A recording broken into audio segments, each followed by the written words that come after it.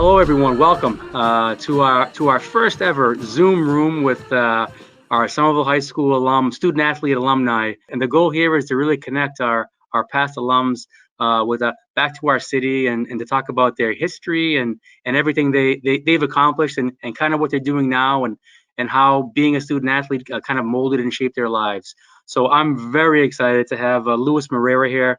Louis was here at the high school, grew up in Somerville, and at the high school from 1998 to 2002. Louis, welcome, and thank you so much for being part of this. Yeah, pleasure to be here, Stanley. Thank you so much. I can't believe I graduated high school almost 20 years ago, but here we go. I think I'm aging well. Life is good, and again, pleasure to share my story with everyone watching. Somerville High holds a lot of pride in my heart. We're very excited, buddy. We're very excited. So I'm going to start off with probably the most obvious question is, tell us a bit about your experience as a Somerville Highlander here at the high school, and as a student athlete. How was that experience for you? Yeah. I come from immigrant parents, and I didn't grow up playing organized sports. I grew up in East Somerville, just playing outside in the street with kids, whether it was 2 or 3 kids or a couple others at the park playing tackle football. So I dreamt every day of finally getting to high school because they had organized sports and I wanted to play football. I remember the summer of '98, I graduated 8th grade at East Somerville Community School and I sprinted to the high school. I just thought that's what I had to do. I literally took off, hit the street and sprinted all the way up Broadway. And I walk into the old atrium and I didn't see anyone. But I did see a janitor. He pointed me to I said, "Hey, I'm Louis. I'm going to be a freshman in the fall. I'm here to play football." The janitor was like, "What?" He directed me to the athletic director's office. That was Mr. Knight at the time. I'm sure he's retired now. Mr. Knight sees me, says, "Can I help you, son?" I said, "Yep, I'm here to play football. I'm going to be a freshman in the fall." He's like, "What the heck?" And he said, "Listen, son, are you registered for school?" I was like, I don't know. I hope so. But he said, listen, Monday, Wednesday, Friday at 5 p.m., the football team meets for strength and conditioning. I took that and I didn't miss a single session, and I was dressed for varsity games that freshman year. That's awesome. That's an amazing story. I wish everybody was excited about their first year at the high school. That's pretty awesome. Yeah. But then after that football season, track, I went straight to the atrium and I signed up for the track team, and that was the beginning of something really, really spectacular. I was very good very, very early on as a sophomore. I won the freshman sophomore state meet, broke the record, and as a junior, I was a Massachusetts state champ. Later on, as a senior, I finished second in the nation and 6th at nationals, and I fell in love with track. Had several scholarships, but took track over football, and took a track scholarship to Northeastern University. I did have some challenges along the way. Coming from immigrant families, going to college wasn't exactly bred into me. My parents only went through grade school, and then to them, success in their eyes was graduating high school and getting a job and maybe bragging about overtime. That would have been success in their eyes, and to their defense, that's understandable.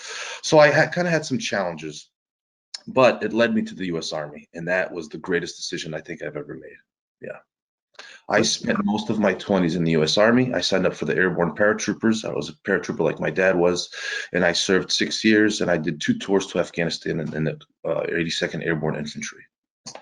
Learned a lot about leadership, did well, took orders, executed them well, was just a really good soldier, and gained my staff sergeant in a record time of 4 years. I needed a waiver from the Department of the Army, and then, trained some troops and did my second tour. Ultimately decided not to make the military a career, and the most gratifying feeling I ever had was returning from my second tour and seeing my 8 troops hug their families, and I could officially close the door on my military service and move on. That's amazing, Louis. I gotta believe, Louis. I gotta believe, and please correct me if I'm wrong, that being a varsity or just a student athlete helps your career in that regard. The discipline, the motivation, all those things. Of course it did. Sports is so important for young minds. It teaches you about discipline, teamwork, not being selfish, performing for the others, not being the one to let anyone down. Those are monumental characteristics that'll shape young adults. And that for me, it was my favorite part about high school. Sure, I could have focused more on my academics, but that's for me to teach my kids and people I have influence over. But if it wasn't for sports, I think high school would have been miserable. That's pretty amazing. Can you tell me, I'm sure you had a ton of experiences from an athletic standpoint that really stand out. Is there one particular, whether it be track or football, one particular event or game that really stands out to you that kind of really shaped you? I right away when I first jumped hurdles, it was by accident. Coach was going to make me a 400 meter specialist, and the hurdles were out at practice. And I remember the girls' basketball team was in there practicing, and at the time they were state champs. Those girls had it going on, and but yeah, we were in there, and the hurdles were set up. So rather than me dodging it, I ran over them. And Coach was like, "Hold up, come here, do that again. Whoa, whoa, whoa, do that again." And that was it. He was like. It was just Amazing. like nature's calling, and later that winter, I broke the freshman sophomore state record. Yeah, so that one's a big one. Another one is winning the state championship, going to McDonald's with Coach Dickerson, Mr. O'Rourke. We just kind of I just remember being dropped off my little McDonald's, and my mom was at the front door, and they were talking, and I had my medal. That one sticks in my mind a ton. Countless memories of reading the Somerville Journal. I was always in it. Just always being announced at homeroom. Louis Moreira broke this record, won this meet. Well, that was like what I was just known for. I was the track guy, and yeah, a lot of those memories. And then of course a lot of memories of football. Winning the Thanksgiving game, going 8-2 our senior year, beating Peabody on a Friday night, beating Waltham on a Friday night. Those games were a lot of fun, and just really special to be a part of. I think it's pretty amazing. It really is. Tell us a little bit about what you're doing today professionally. Yeah, sure. So after the Army, I got out in 2012. I used the GI Bill, got my education. I got my business, my undergrad in applied physiology, and then I went to grad school and got a master's in business. And then along that road, I gave everything up and joined the U.S. bobsled team. And I competed for Team USA for 3 years, lived at the Olympic Training Center. It was a very challenging time, but it was just another opportunity to be athletic again before I become a little delusional. I can't sprint like I used to, right?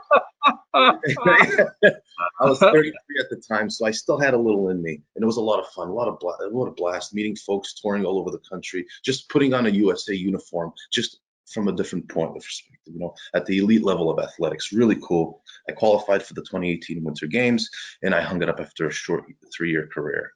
From then was another transition in my life, and didn't know exactly what to do. Took a couple sales jobs, inside, outside sales, and then eventually left Dallas and came back home to Boston. I've been here for a year. Had some plans. Like everyone else, COVID had its impact, and it kind of allowed me to just hunker down and wait it out. But I've been on the job hunt recently, and just actually took an offer with a huge government contractor that I'm very excited about. Good for you. I mean, I'm trying to wrap my head around the journey you've had. It's amazing. Yeah, it has been amazing. I feel very blessed. I have the best part of my life is having family to count on, and good friends. My friends from the military have always been there, lifelong friendships. That's life. It goes by so fast, and one day you wake up and you say, I should have done this, I should have done that. If you want something, you have to do it. You have to make a reasonable, realistic goal. You make a nice milestone timeline, and you get after it. That's amazing. It really is. Let me ask you, now that you're back home, you got me thinking, now that you're back in your area that you grew up, have you reconnected with some of your friends? Like, are you still connected with some of your friends from high school? Like, tell me I about some of have those. reconnected with some of my friends. A couple names. I hope they don't mind. Chris Mackey, Frankie McPherson. Those guys were like practically best friends in high school, and I have reconnected with some of them. McConan Fenton. He was like a huge role model when I was in high school. He was 4 years ahead of me. Reconnected with him, and it's been a pleasure. Yeah.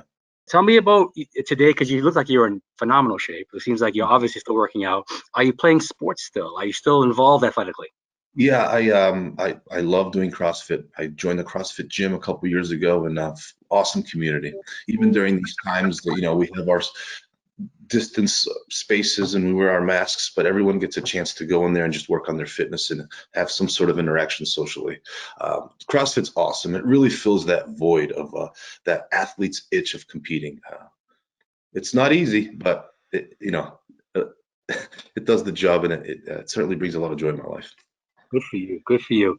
So we have a lot of student athletes that I know they're going to love hearing your story and everything you've accomplished. I would love, if it's okay with you, for you, if you were speaking in front of, if it wasn't COVID and you had an opportunity to come and speak to all of our student athletes in our new auditorium out of our new school, I would love to hear from you what kind of advice you would offer our student athletes who are looking to do something along the same lines you did, whether it be, go to the Olympics, or whether it be going to the military, or just staying involved in some capacity. What advice would you offer these soon to graduate seniors? That would be an amazing opportunity. I've always had ideas of public speaking, just an opportunity to share my experience to help motivate and influence others. I think the best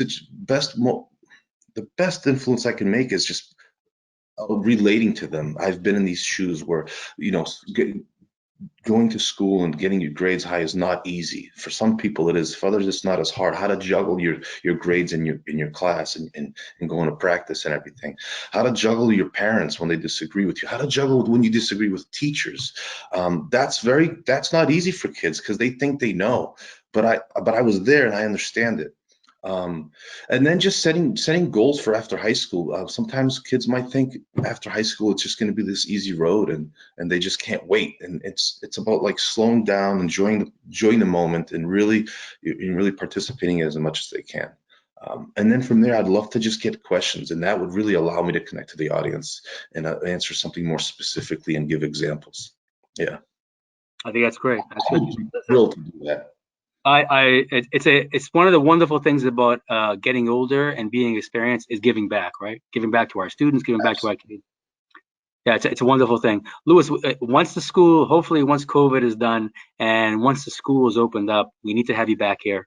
We'd love to have you back and really, see you're part of why this was built, right? You laid the foundation for this new school and this new slew of student athletes who are now looking to better themselves. And so I would love to have you back, and hopefully when things are better, we can have you back and honor you the right way. Yeah, well, thank you. It'd be my utmost pleasure. Hopefully sooner rather than later we can put this pandemic behind us and move on. Yeah, high school looks great so far. I think we're all very excited. We really are, honestly. Good for them. The city of Somerville deserves it. Absolutely, no question about it. From one Somerville resident to another, thank you so much for spending time with us today. I've so enjoyed getting to know you, and like I said, we will stay connected now that you're here back in the pipeline and back home. We look forward to reconnecting again at some point. Awesome. Thank you, Stanley. You're very welcome. It's my pleasure, and looking forward to more. We're excited and very happy to have our past Somerville High School alums, particularly our student athletes, who were here and made a real impact and imprint on our high school while they attended. I am honored and very fortunate to have Wendy Smith with us here today. Wendy attended Somerville High School from 1976 to 1980, and I'm going to also give you her maiden name because some of you watching may know her as Wendy Gamache. So Wendy, we're very excited to have you again. Thank you so much for being part of this. Oh, well, thank you for the opportunity to talk to you. I appreciate it. Of course. I'm going to get off and start off with what probably is the most obvious question I could ask anybody. I'd love to hear from you about your experience at Somerville High School, particularly as a student athlete here, and kind of how it prepared you for life beyond high school. Yeah, well, back when I was starting to run, I mean, really, there wasn't women's sports program teams, really. So at the very beginning of Title IX. So for me, having so many teachers, coaches, parents, individuals supporting my goals to run really set me up for success. It actually gave me a responsibility to kind of be a good citizen, be a good person. Here are all these people who have stepped up to get me to get to my goals. And I felt a real sense of responsibility to follow through with, being a good student giving it my very best to make sure their efforts were not in vain. It's amazing when I spoke to Coach O'Rourke, who I know you know, who sang your praises, really did. He talked about how amazing, well, one, how great an athlete you were and how hardworking you were, but he found it amazing that while you were here and when it wasn't still officially a varsity team, how much success you had. I believe he said you were ranked #3 in the country, and he said it was always amazing to him to see how hard you worked and what you achieved when the team wasn't even a varsity team. Right, and I think the goal was it was the community sense in Somerville High School. No one can do anything alone. So as a young woman there, struggling, trying to find my place and my way, there was bullying back then. We didn't have social media, but there was bullying. There was all those things. I think it gave an outlet to find some great skills like time management skills, team philosophy skills, personal responsibility, task follow through, persistence. And because of that program and the people who helped me, including coaches and teachers and some administrators, I felt a real sense of self-esteem that I had lacked, in my younger years. So that sense of responsibility, I felt a sense to mentor others, and I also a real commitment to give back to my community as well, which I do, now in different programs and everything. So having no track, no indoor track, running in hallways, coaches, male coaches, actually allowing me to run on the boys team in a junior varsity capacity, and people really stepping up to help me. I would not be the person I am today if it wasn't for my experience at Somerville High School. I mean, really, back then we turned the phrase Slummerville High to Somerville High. So when we walked into a track meet, we were like, oh my goodness, they are a force to be reckoned with, old sweatshirts that were left over from the football team. One of the photos that you have there is me sitting next to Kyle Stauffer, and that was all leftover clothing, leftovers. We ran in leftovers. So it was a real struggle to make sure that if we were given this opportunity, we would make every effort to try to succeed. And I'm not saying we always succeeded, but it was the chance to try that really brought us together as a little group of girls trying to run track at Somerville way back in the day. It's amazingly impressive. I know the coaches who were here when you were here, who I've spoken to. I think the one word that they were consistent in using was you were a pioneer. You really were, and what you were able to accomplish and kind of the foundation you laid for future athletes. So I'm sure you have multiple ones, but I'd love to hear from you. Is there one particular event, one track meet, or one moment that kind of stands out to you as kind of one of the bigger moments in your time here at Somerville High School? Well, I would have to say two. One would be a team, the 4x1 relay team my junior year, which we ended up being second in the state, but that record stayed at Somerville High School for 32 years. That to me, that team effort, that working together, and coming to that point and being able to keep that record for so long really meant a lot to us. I mean, we were the underdogs going in. I can remember trying to cut the shorts of my, shorts up so I could get enough room to run in it. But it was a great group of girls. We really worked hard, and we went as the underdog. The second, I would say, would be when I was nationally ranked as second in the country for the 300 at Harvard University. And that was before there were banked tracks, and it was a new surface. So you have the cushiony surface now made up of the tires and everything. They didn't have that. That was like a new technology. So running at Harvard University, and everyone in that final breaking the state record, and then to get the honor of being nationally ranked second from Track and Field News, which is the Bible of the sport. That to me, and having people I didn't even know screaming Somerville, screaming for me to get over the finish line. And it was me and a girl from Bill Ricker. I fell over the finish line. I just threw everything I had into it, and I ended up getting second. The girl who won was so superior. I mean, she was amazing, but it was the second place. That was the race, and everyone in that stadium. I mean, people I didn't even know. I can remember these two old guys screaming their heads off, screaming Somerville. I never felt so proud to be representing my school in that race. And I couldn't believe it. I was scratched up, but I was like, oh my gosh, if you work hard enough, this can happen. Like, it was wonderful. It was wonderful. Pretty amazing. I just quickly, I digress. I also grew up in Somerville, and I tell you, Wendy, no matter where I go, whenever I have my Somerville logo on my sweatshirt or my quarter zip, I feel like there's somebody, no matter where I go, that's connected back to Somerville. Oh my God, I grew up there. Or, it's amazing, right? Absolutely. You're either from Somerville, your parents grew up, your grandparents, or you know someone from Somerville. So it really is a connection these days. So it's just amazing, and a wonderful experience there. Nice, very nice to hear. Tell us a little bit about what you're doing today professionally, and maybe connect that to how Somerville High prepared you for that. Sure. Well, I had a new class at Somerville High School. It was called psychology. And I took a class. There was a younger teacher there, very energetic. And I really connected with some of the stuff that he was talking about, probably doing a little self, therapy myself. Yeah. But being able to help people was a big deal. So when I decided college, and they didn't really talk about college till you were like a junior in high school. Now you start talking about it when kids are 5 years old. I decided to go into psychology. So I did go to Syracuse University, and I got my Bachelor of Science degree in psychology. And then I went off to do some human resources work for a firm in Harvard Square.